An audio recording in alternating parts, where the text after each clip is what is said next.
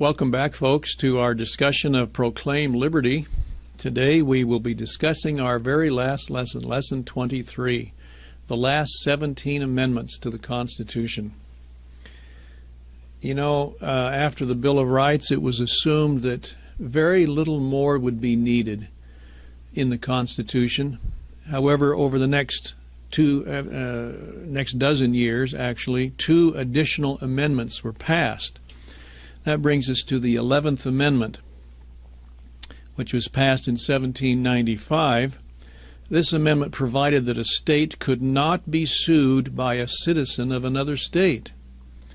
Letter A, when the citizen from South Carolina named Chisholm sued the state of Georgia for a certain indebtedness, the federal court took jurisdiction, because remember, this is one of the 11 kinds of cases assigned to the federal courts, and compelled Georgia to respond to the suit. Compelled is your blank. Letter B, the states felt that this amendment was necessary in order to protect the right of sovereignty of each of the states. This included the right of each state not to be sued without its consent, which is a right of a sovereign state. Consent is your blank.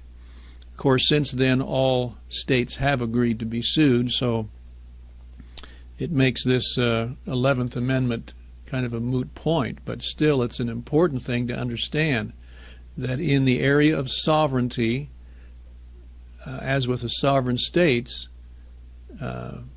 does not include the understanding that anybody can sue them and that they have to obey unless they agree. Now we come to the 12th Amendment.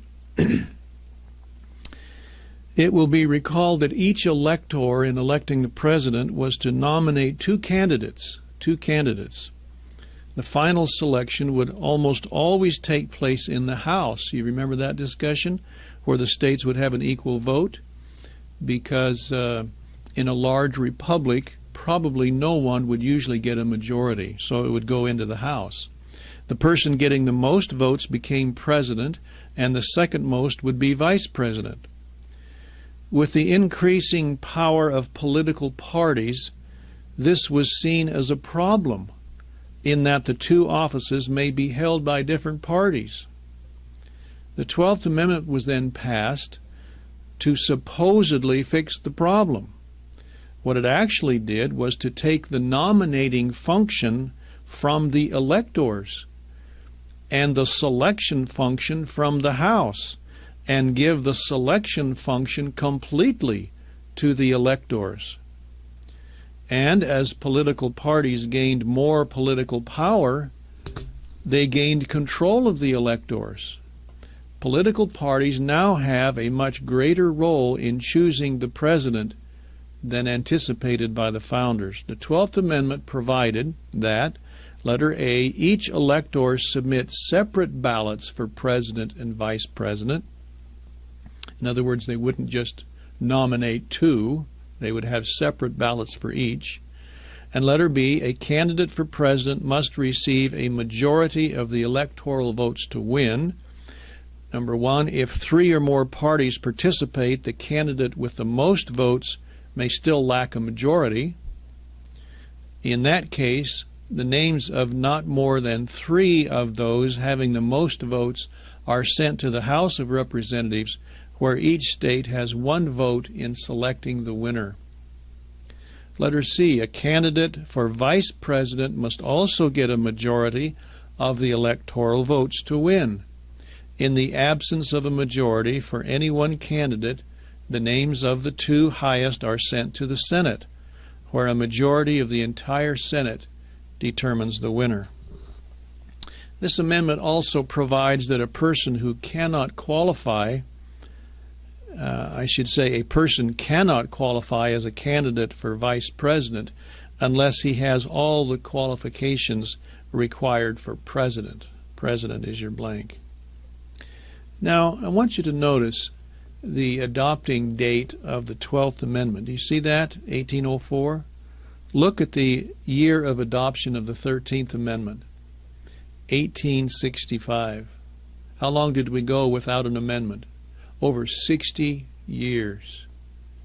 And as I have studied this and studied the Founders' formula, in my opinion, we could have gone a lot longer without many more amendments to the Constitution if we had followed the Founders' formula as they set it up. But because we got a little off track, other amendments came, and so we have many more amendments. And of course, the first one is the 13th Amendment, which is one of the Civil War amendments. And it provides, letter A, that neither slavery nor involuntary servitude, except as a punishment for crime, shall exist within the United States. This amendment was adopted in 1865, 2 years after President Lincoln's Emancipation Proclamation took effect. And of course the question is, why was this amendment necessary? Didn't Lincoln free the slaves? Number one, President Lincoln's proclamation only covered those areas at war with the Union. War is your blank. It did not cover bond servants or slaves in other areas, including parts of Virginia and Louisiana and all of Tennessee. Number two, there was also some doubt as to whether the proclamation was within the constitutional powers of the president. The proclamation, Emancipation Proclamation, was really an executive order. We've talked about these before. So there's a question of whether, in the minds of some, of whether Lincoln really had that authority. So to solve this, this constitutional amendment was passed. Letter B, it says Congress shall have power to enforce this article by appropriate legislation. The only difficulty connected with the enforcement of the 13th Amendment has been the proper interpretation of involuntary servitude. So we ask some questions. Number one, is there a violation if someone pays the fine for a prisoner and then forces him to work out the fine as an employee? And the answer, of course, would be yes, yes. Number two, is there a violation if a prisoner is required to work out his fine following conviction for a crime? And the answer would be no. Number three, is there a violation if a convicted prisoner is sentenced to a certain period at hard labor? The answer, of course, would be no. And number four, is there a violation if a person signs a contract to work, say in a movie, and the court orders him to do it or pay damages? No, that wouldn't be a violation. That would be enforcing a contract. Now we come to the 14th Amendment, which is a most interesting amendment and has caused some great, what should we say, concern, as well as numerous litigations. This was another of the Civil War amendments. This amendment was meant to deal with the continuing problem after the Civil War in some states where former slaves were not afforded full citizenship rights. And it was quite apparent that that was definitely happening, that some states did not recognize former slaves as full citizens. It only applied to persons born or naturalized in the United States who were subject to the jurisdiction thereof. In other words, it was not meant to apply to those persons who had allegiance to other countries, who were here temporarily, such as families of ambassadors, those on temporary study or work visas, or to foreigners who were in the country illegally. I hope we understand that when it said that this amendment applies to those who were subject to the jurisdiction thereof in the United States. Do you see that? Next paragraph. It provides that persons who met the qualification are automatically citizens with equal rights which cannot be abridged without due process of law. Those are your blanks, citizens and process. Now, to help us understand this a little more, because this has been quite a confusing thing in our country nowadays, Senator Jacob Howard introduced the language of the first paragraph of the 14th Amendment by saying, the First Amendment is to Section 1, declaring that all persons born in the United States and subject to the jurisdiction thereof are citizens of the United States and of the states wherein they reside. He says, I do not propose to say anything on that subject except that the question of citizenship has been so fully discussed in this body as not to need any further elucidation, in my opinion. This amendment, which I have offered, is simply declaratory of what I regard as the law of the land already, that every person born within the limits of the United States and subject to their jurisdiction is by virtue of natural law and national law a citizen of the United States. This will not, of course, include persons born in the United States who are foreigners, aliens, who belong to families of ambassadors or foreign ministers accredited to the government of the United States, but will include every other class of citizens. This again is Senator Jacob Howard of Michigan, who helped draft the 14th Amendment. It settles the great question of citizenship and removes all doubt as to what persons are or are not citizens of the United States. This has long been a great desideratum in the jurisprudence and legislation of this country. So that's an interesting quote from the Senate proceedings when the 14th Amendment was passed. The second paragraph says in letter B, no state, and by the way, before I read this, I want to remind you of one of those two things about the amendments in the Bill of Rights. Do you remember the founders did not anticipate the federal government being a watchdog over the states? Keep that in mind as I read this paragraph of the 14th Amendment. It says, no state shall make or enforce any law which shall abridge the privileges or immunities of citizens of the United States, nor shall any state deprive any person of life, liberty, or property without due process of law, nor deny to any person the equal protection of the law. Well, what have you, with this great, broad, generalized statement, which this is, what have you just made the United States, the federal government? What have you just made the federal government? A watchdog over the states. Do you see how that could be interpreted by this huge, generalized statement?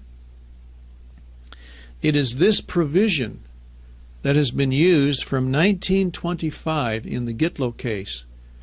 Now, the Gitlow case, now first of all, 1925, that's nearly 50 years after the adoption of the 14th Amendment. So the Supreme Court reaches back over 50 years in the Gitlow case and says the prohibitions which only used to be upon the federal government in the Bill of Rights now extend to all jurisdictions, the states, the counties, the cities, the school districts. All jurisdictions are now under the prohibitions of the Bill of Rights.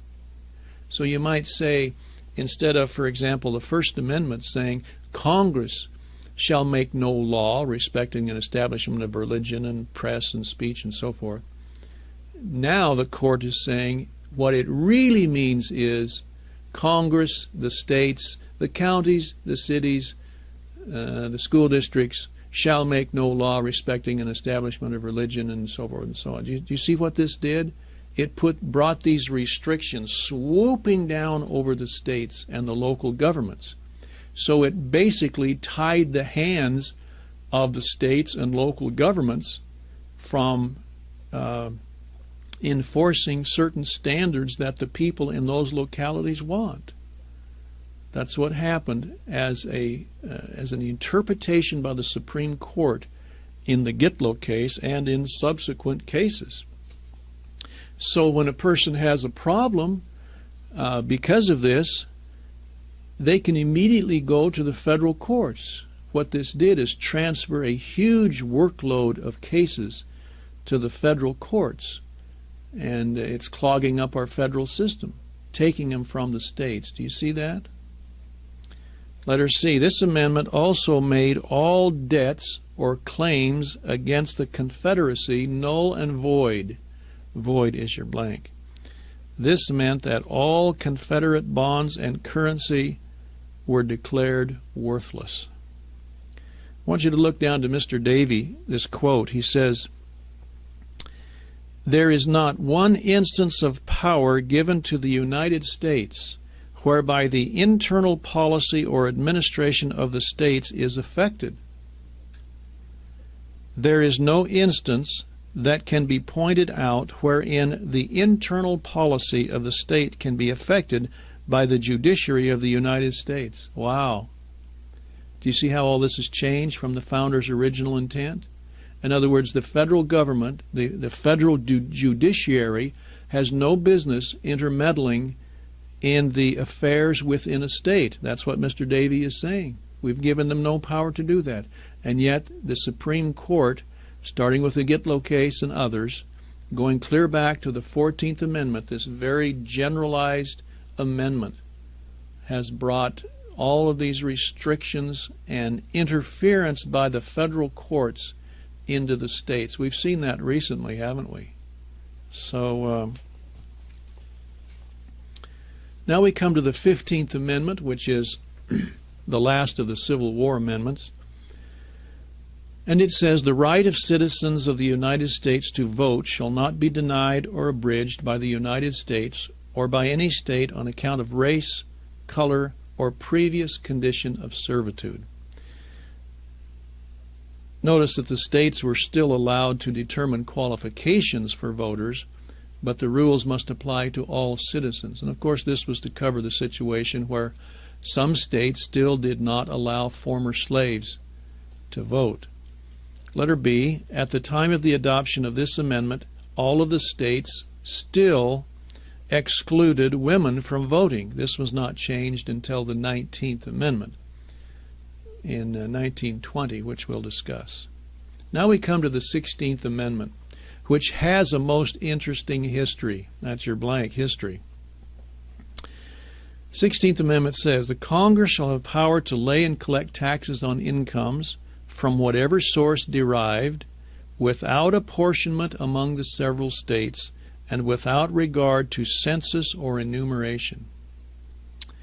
Well, letter A, income taxes are assessed directly against the individual and therefore constitute a direct tax. Do you remember that discussion? A direct tax. That's your blank. Article 1, Section 9, Clause 4, which we talked about, says that a direct tax must be apportioned to the states according to population, not according to individual income or estate or inheritance or any of that. Only by population. You remember that discussion? Letter B, during the Civil War, Congress passed an income tax measure. The Supreme Court warped its legal vision sufficiently to call it an indirect tax, if you can believe that, so it could be used to finance the war. Indirect is your blank. Letter C, in 1894, this is 30 years later, the Supreme Court reversed itself and ruled that a federal income tax is a direct tax after all and is therefore unconstitutional. Your blank is direct, and now we're back on track here, right? Letter D, by 1906, the demand for redistribution of the wealth through a federal income tax was growing in the liberal wings of both the Democrats and the Republicans. The idea was to soak the rich. Maybe we should pause and discuss what was happening. We had been through the Industrial Revolution. There were a lot of wealthy people being made. There were still a lot of people who envied the wealth of the wealthy. And if you can believe it, even at this time, principles of republicanism, such as the equal protection of property and so forth, ceased to be taught in this country in many places. Well, if you don't teach this, and if you don't keep these principles of republicanism alive, then that opens up a very fertile field for new ideas like this, hey, we're working and slaving in this factory, and old Moneybags, he's out on the golf course. He owns this place. Let him pay for this or that or that. You see how that could get going? And that became very popular in both parties. And because there were wealthy people in both parties, they did not want to be against this new idea of soaking the rich, even though they were personally against it because they were rich, because it would lose support for their parties. Do you see the problem here? Okay, let's continue. Letter E. By 1909, Senator Bailey, a Democrat from Texas, introduced an amendment to a tariff bill that would tax all incomes of $5,000 or more at 2%. 2%, that's your blank. Just a very small tax on income. This amendment was introduced to embarrass the Republicans by forcing them to openly oppose a measure that seemed to be gaining popularity. Do you see what's happening here between parties? Trying to outdo each other? Letter F.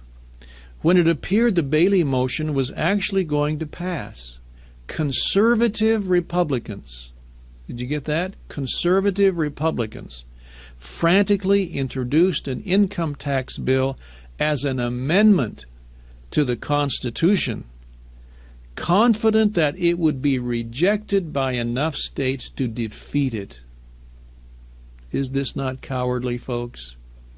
You don't want to let the Democrats get the upper hand, but you can't be for soaking the rich, so you're going to introduce a draconian measure as an amendment to the Constitution, and you're even going to vote for it. You don't want it, but you're going to vote for it and pass it to the states, knowing that the states would reject it, and they would tell the Democrats where to go. Do you see this problem? Well, what happened? Letter G. The plan backfired. The Senate, of course, they approved the income tax amendment 77-0. After all, who wants to be against soaking the rich? And the House approved it at 318-14. As one book says, contrary to all expectations, the income tax amendment was ratified by one state legislature after another and was proclaimed in effect February 25th, 1913.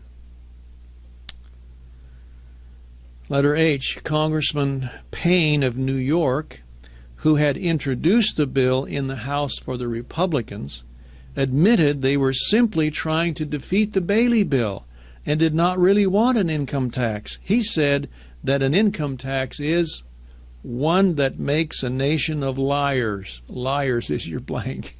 In filling out your 1040, I presume that's what he was referring to. One that makes a nation of liars. They didn't really want it. Letter I, income tax rates have now risen. Your book says 10 times higher. You can put in what you want to there. Changes a lot, doesn't it? So that's the 16th Amendment. Now the famous 17th Amendment. This is an amendment that, in my opinion, has done probably more damage than any other amendment. But very few Americans really realize it, so let's discuss it. Letter A. Washington was one of the foremost proponents of a Senate with members appointed by state legislatures. When Jefferson returned from France, he expressed concern as to the purpose of the Senate and why it was not elected by the people. See, you remember Jefferson was a great populist. Even the great Jefferson didn't understand this 17th or this provision to elect senators, and he thought it should be elected by the states. Washington asked him why he poured his hot drink in his saucer before drinking it. Jefferson replied, to cool it. Cool is your blank. To cool it. And that, Washington commented, is what the Senate is for. The Senate is to cool down any hot-headed or imprudent legislation coming out of the House. Let's talk about this for a minute. What is there about the House that seemed to engender hot-headed or imprudent legislation? Can you think that through with me? First of all, as we already discussed, House members are elected every 2 years. so they have to go back often. And all revenue bills originate in the House. So what would be the temptation of a House member in going back to get reelected? What might he use in his campaign speeches? Look what I've done for you. Look at all this Washington money I've got coming down into our district, into our schools, into our hospitals, into your pocketbooks, and look at all this money we've got coming. Re-elect me. Let's keep it going. Do you think that makes a good campaign? Well, it does in a lot of areas, and it's got a lot of people re-elected. In other words, this Washington money bridge is growing and growing. Well, what level of government does that leave completely out, this Washington money bridge? It leaves the states out. And remember, we had already discussed that the states are the great protection against an overpowering federal government. But you build this money bridge, and all of a sudden, there is no more protection. And that's what will engender the House to come up with some of these radical ideas. Look at letter C. The purpose of the Senate was to veto any radical movement designed to break down property rights, states' rights, and the established order of constitutional government. Let me ask you this question. What group of people do you think in a state would notice when the federal government is trampling on the rights of the people or states' rights? Do you think the people generally in a state would know that? Probably not. Most people aren't that concerned about those things, right off the bat anyway. It would be the state legislatures, that group of people. They would know. Personally, I've seen both Democrats and Republicans being very concerned with the federal government coming down into their state and giving them unfunded mandates and so forth. So they would be the ones, the state legislatures, that would probably be the best people to send the state's representatives to the Senate in Washington to prevent a lot of this stuff coming out of the House from taking effect. Do you see that? This is great wisdom. Well, what happened? Well, there was some supposed inequities in the election of senators, and the charge was made there was bribery and so forth in the state legislatures to elect certain people to public office. And when that hit the fan, I'll tell you, there were demands all of a sudden to take the right of the election of senators away from these so-called corrupt politicians. And look at letter D. The House responded to the demands of the populist movement and approved an amendment for the popular election of senators in 1893, 94, 98, 1900, 1902. But each time the Senate either ignored it or voted it down. The Senate, being representatives of the states, would know that that would rip the states right out of the federal machinery if they approved this. Do you see that? So the Senate rejected it. But with the particular media attention, and eventually the 17th Amendment was finally pushed through the Senate, and both the House and the Senate in 1911, and was ratified by 3/4 of the states in 1913.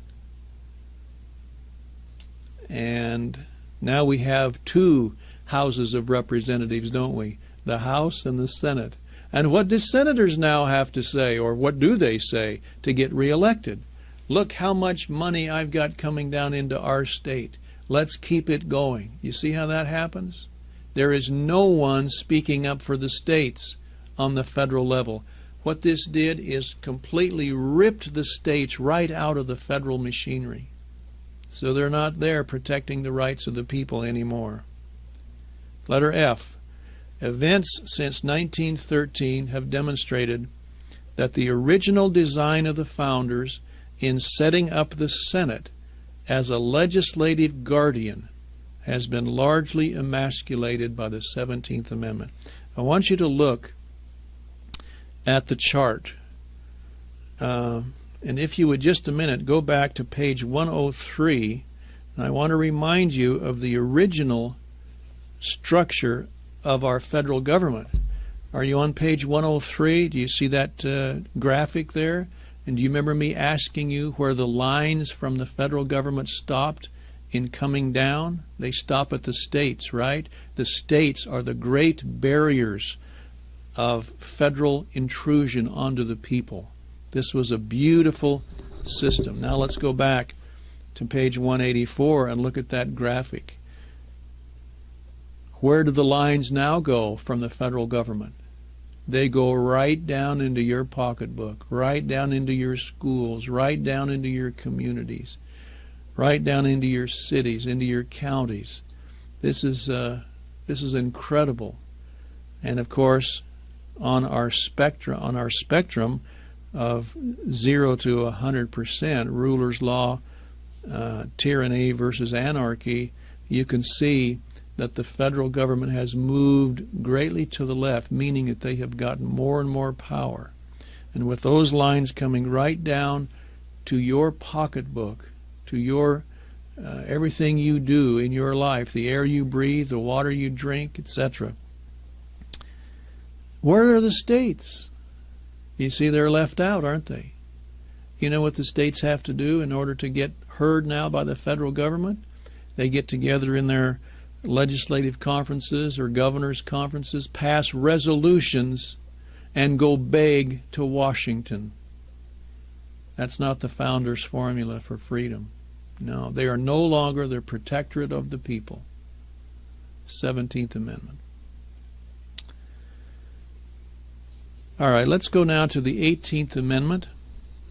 18th Amendment says, after 1 year from the ratification of this article, the manufacture, sale, or transportation of intoxicating liquors within, the importation thereof into, or the exportation thereof from the United States and all territories subject to the jurisdiction thereof for beverage purposes is hereby prohibited. Of course, this was prohibition. This amendment was adopted after a long temperance campaign that began even prior to the Civil War. Number one, by 1900, 5 states had adopted statewide prohibition. By 1916, 9 states had adopted prohibition. By 1917, the Lever Act was passed as a wartime food control measure, and alcoholic beverages were outlawed as a waste of resources for the duration of World War I. Waste is your blank. And number 4, by 1917, Congress adopted prohibition as an amendment to the Constitution. It was rapidly approved by enough state legislatures to make it part of the Constitution by January 1919. Eventually, it was adopted by all but 2 states. It's important to know that previous to this, of course, the issue was left to the states, and states were dealing with it. And this is one of those issues that I think that perhaps something good, but at the wrong level, causes problems. States were handling the situation by themselves and should have been left at the state level. But letter B, the federal enforcement machinery was provided by Congress in the Volstead Act, but ran into immediate resistance. Number 1, it might have worked better if the prohibition had been against hard liquor, but included the lighter alcoholic beverages such as beer and wine. Well, both of these are consumed by certain American ethnic groups as part of their meals. These people promptly began making their own home brew and wine. Number 2, the scarcity, that's your blank, scarcity of liquor created a certain amount of social status for those who could get it. So bootlegging and speakeasies became part of the American lifestyle in many areas. The rapid increase in demand for bootleg liquor forced prices sky high, and this immediately attracted the gangster element. Number 4, by 1932, rum running, racketeering, and the criminal violence associated with liquor made prohibition very unpopular. The 21st Amendment was adopted in 1933, repealing prohibition. Now we come to the 19th Amendment. This is the Women's Suffrage Amendment, which reads, "The right of citizens of the United States to vote shall not be denied or abridged on the account of sex." Letter A, the campaign for women's suffrage extended over nearly a century. Number 1, the Wyoming Territory gave women the right to vote in 1869. Utah and Idaho followed in 1870. By 1900, 4 states had given women the right to vote, and by 1916, 11 states had given the women the right to vote. Number 5, during World War I, President Wilson asked Congress to pass the Women's Suffrage Amendment. Letter A, the major argument against women's suffrage was the fact that the men had been voting for the entire family. Do you remember Principle 26? The family is the core unit of society. So it was considered a family vote, not just a man's vote, but a family vote. Okay, well, letter B, an important argument that finally won the approval was the idea that giving the women the right to vote would, are you ready for this? Clean up politics. Clean up politics. That was the promise that the women gave. The 19th Amendment went into effect August 26, 1920. Letter B, it was thought that the number of women participating in the voting process might equal that of the men. Equal is your blank. However, historically that hasn't turned out to be the case. The percentage of women has no doubt increased in later years recently, but historically has not equaled that of the men. Now we come to the 20th Amendment. This is known as the lame duck amendment because it was passed to prevent certain lame duck situations. Letter A, following the ratification of the Constitution by the required number of states, the new government officially began operation on March the 4th, 1789, which is your blank, which was an odd-numbered year. Therefore, the terms of the newly elected senators and representatives always began and ended on March 4th of those odd-numbered years. Since Article 1, Section 4, Clause 2 of the Constitution provided that sessions of Congress were to begin on the first Monday in December each year, congressmen who were defeated in the November election in the even number years, even is your blank, were required to attend the next session until their terms expired the following March the 4th. This is referred to as being lame ducks. They continued to represent people who had refused to re-elect them. Letter C, those congressmen who had won the November elections were not entitled to take office until their predecessors' terms had expired. Therefore, since the next Congress would not assemble in a regular session until December following March 4th, it would be possible that they would not begin their first session for as many as 13 months after the election was held. And if you analyze our little chart there, you'll see this problem. Letter D, the 20th Amendment solved this serious problem by providing that the terms of senators and representatives shall begin and end at noon on the 3rd day of January following the elections.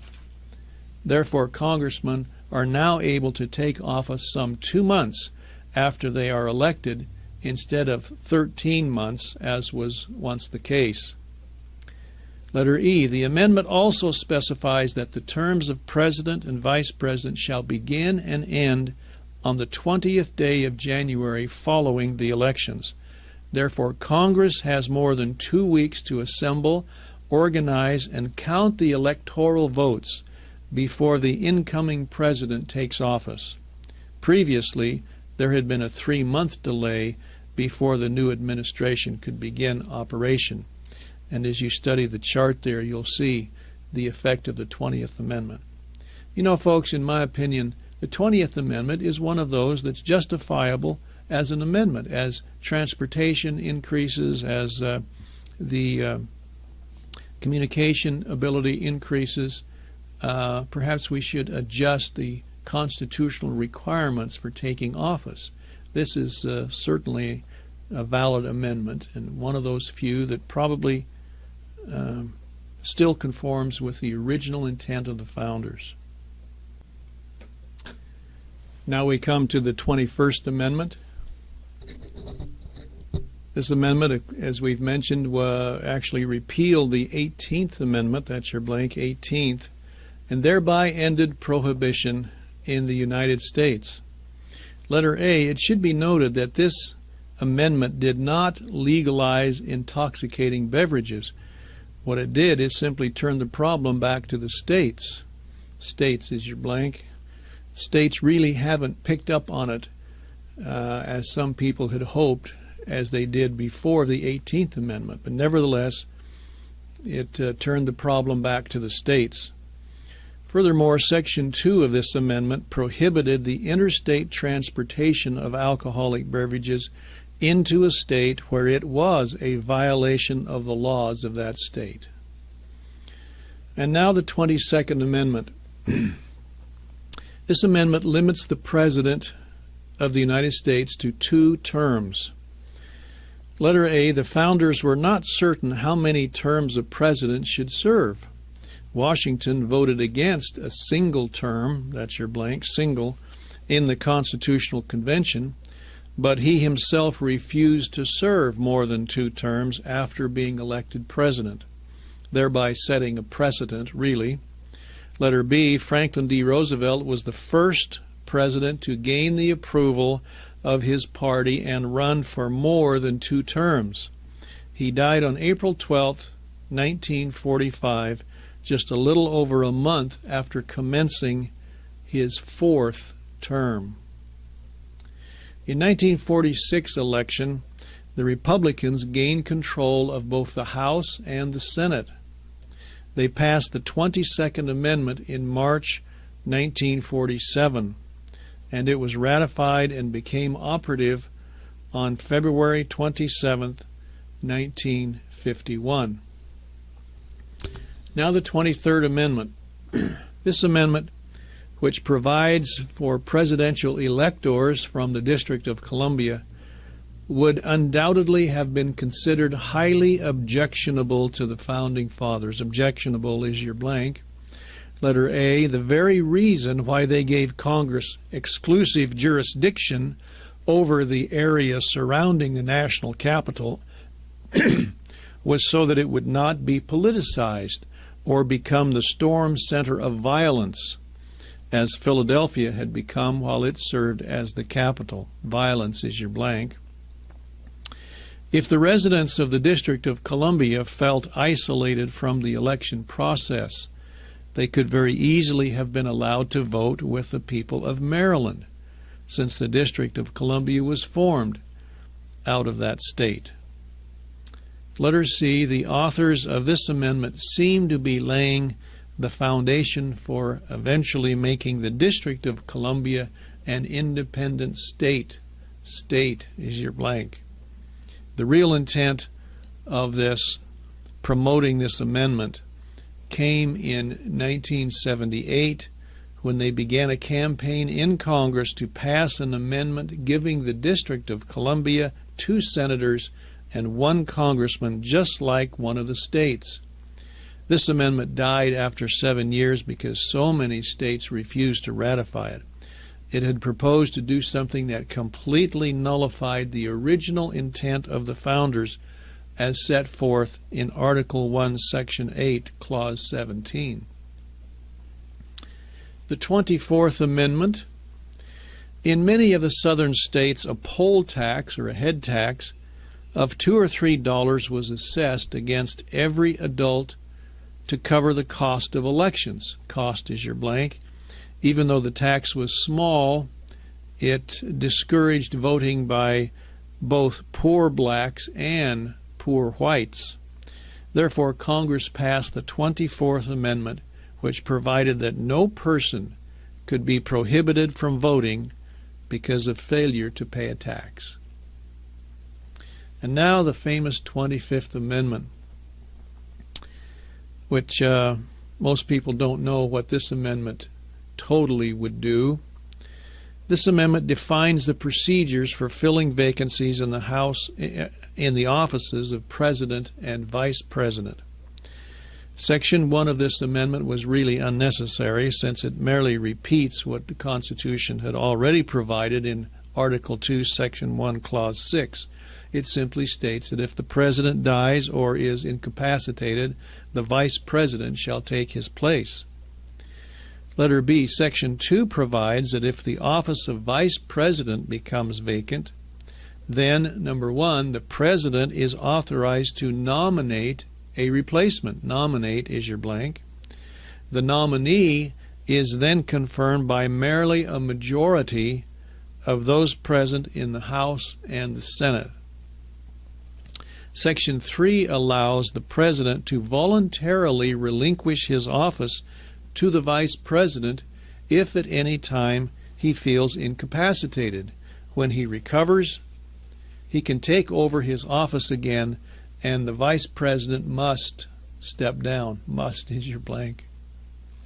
Now letter D, Section 4, provides that if the Vice President and the majority of the Cabinet decide that the President is incapacitated, the Vice President advises Congress that he is taking over as acting President. This is incredible. Number 1, notice that the initiative for unseating the President is in the Vice President, backed by a mere majority of the Cabinet. That's interesting, because the Vice President is the one who will gain by that, and yet he is the one taking the initiative for unseating the President. Number 2, after the President has been ousted and the Vice President has assumed power, the President can advise the leaders of the House and the Senate that he is really able to discharge his duties. The Vice President then has 4 days to respond. Meanwhile, the Vice President continues to serve as the acting President. If the Vice President still thinks the President is incapacitated, he so advises the leaders of the House and Senate and continues acting as President. The House and the Senate then have 21 days to make a decision. If they don't happen to be in session, they have 48 hours to assemble. Do you see, this could go on for a whole month, and the President saying, hey, I'm okay, nothing's wrong with me. And yet the Vice President, the majority of the Cabinet, could keep the President from his office. Number 6, after an appropriate inquiry, the House and the Senate must decide whether the President is incapacitated or not. If 2/3, your blank is 2/3, of the House and Senate agree that he is not able to discharge his duties, then the Vice President shall continue as acting President. If the vote is less than 2/3, then the President is allowed to resume his duties. This amendment was pushed through Congress in 1965 and ratified in 1967. It is considered by some authorities to be poorly structured. I might remind you that this amendment happened not long after the assassination of John F. Kennedy, and of course President Johnson then ascended to the presidency, and there was no Vice President, and this was also the time of the Vietnam War, so people became concerned that we don't have a Vice President, even though that had happened a number of times in history without any problem. Number one, consider what this kind of procedure might have done to Abraham Lincoln. Your blank is Abraham Lincoln. During the Civil War, when he often stood alone in making some of the most difficult decisions. There were instances when his vice president was against him, when his cabinet was against him. You see, if this would have been in effect at that time, Abraham Lincoln could have been ousted from the presidency. Number two, it is believed that this amendment tends to encourage the type of political maneuvering which gave the United States, for the first time in its history, an unelected president and an unelected vice president. Do you remember those days? Gerald Ford and Nelson Rockefeller. Now the 26th Amendment reads as follows: The rights of citizens of the United States who are 18 years old or older to vote shall not be denied or abridged by the United States or by any state on account of age. Traditionally, the proper age for adulthood and the right to vote had been set at 21. This amendment was passed by Congress on March 23, 1971, and was ratified in July of the same year. No amendment was ever pushed through as quickly as this one. See, opponents of this amendment were fearful that the sponsors were trying to develop a voting bloc of young people at an age when they were often susceptible to an emotional appeal and will engage in overt political activism. Those who remember the Vietnam War period will remember that situation. However, this did not happen. Number one, they did not vote as a bloc group. Bloc is your blank, B-L-O-C. And number two, they were just as reluctant to get out and vote as their parents have been. Number three, the vote of 18-year-olds has not changed the political spectrum any more than women's suffrage did. This is quite different than many had expected. Now we come to the 27th Amendment, which is very simple, passed in 1992. This amendment ensures that any law changing the compensation for senators and representatives will not take effect until after the next election. Election is your blank. Well, we have come to the conclusion of our study of the Constitution. This brings us now to the point where we need to remind ourselves of the purpose of what we've been doing here during these 23 lessons. Number one, we have refreshed our memories on the American heritage and the background of the Founding Fathers. We have rediscovered the great strength of the Founders' original success formula for freedom, prosperity, and peace. And I hope you've gained a greater understanding of how its principles could be utilized to solve major problems today. And I want to reemphasize once again that the Founders had answers to nearly every problem we have in America today. Of course, the first thing is to understand their formula. You know, in our study of any subject really, it's important to understand the underlying doctrine and the principles which grow out of that doctrine, which gives doctrine direction. And then after you know principles, then you can talk about application. And that's what we've done here in this class. We took the first few lessons to study the 28 principles of liberty that grew out of the doctrine of the Founders, what they were doing here, what they felt like their mission was, to preserve freedom and liberty and to set an example for the entire world. And then we've studied the last few lessons in the application of those principles that we call the Constitution of the United States.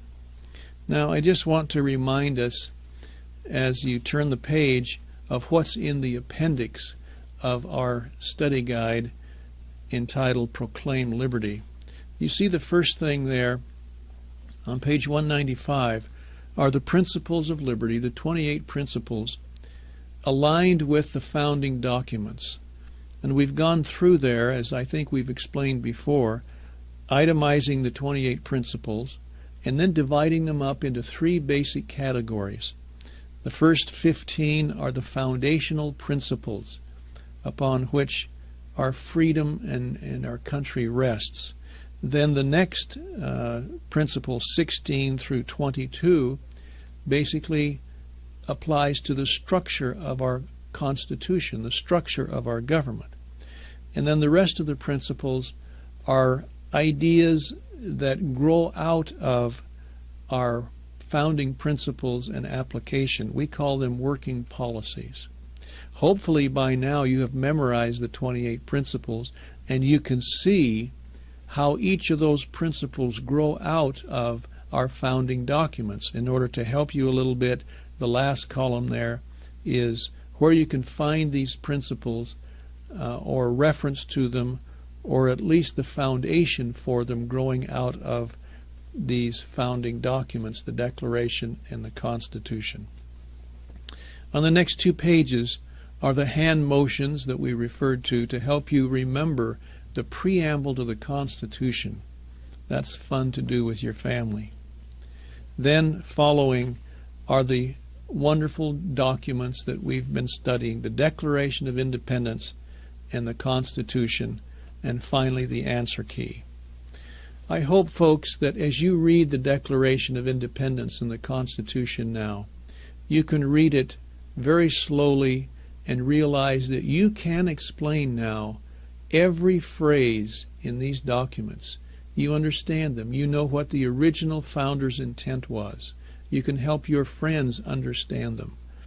What a wonderful thing it is to be in this country. And even though we have some difficulties, the original formula of the founders is beautiful.